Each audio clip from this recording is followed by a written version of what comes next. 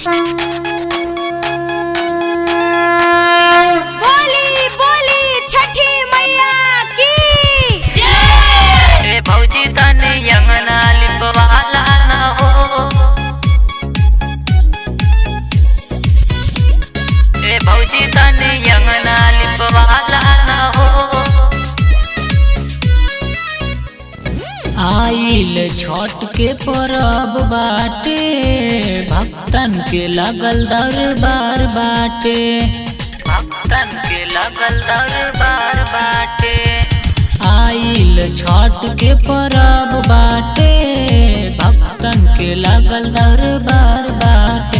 छठी मैया के करल जाई पूजा न हो। छठी मैया के करल जाई पूजा न हो। ए भौजी तने घरवा लिपवाला न हो। ए भौजी तने अंगना लिपवाला न हो। ए भौजी तने अंगना लिपवाला न हो।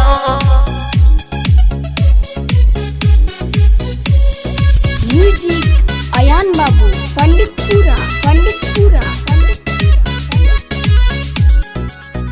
भोरवे से उठी लिपवले बाड़ी, छठ के तैयारी हम कइले बाड़ी। छठ के तैयारी हम कइले बाड़ी।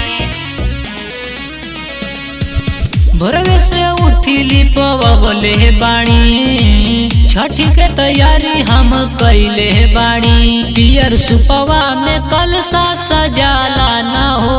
पियर सुपवा में कलसा सजाला ना हो। ए भौजी तने घरवा लिपवाला न हो। ए भौजी तने अंगना लिपवाला न हो। ए भौजी तने अंगना लिपवाला न हो।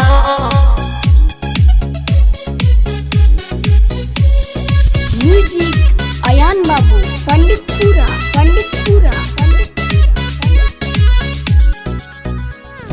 गिरजारामा शंकर तू आ गइला हो। मैया के मन में लुभा गइला हो। मैया के मन में लुभा गइला हो। गिरजारामा शंकर तू आ गइला हो। मैया के मन में लुभा गइला हो। जाके खेतवा से उखिया लियाला ना हो। जाके खेतवा से उखिया लियाला ना हो। ए भौजी तने घरवा लिपवाला ना हो। ए भौजी तने अंगना लिपवाला ना हो। लिपवाला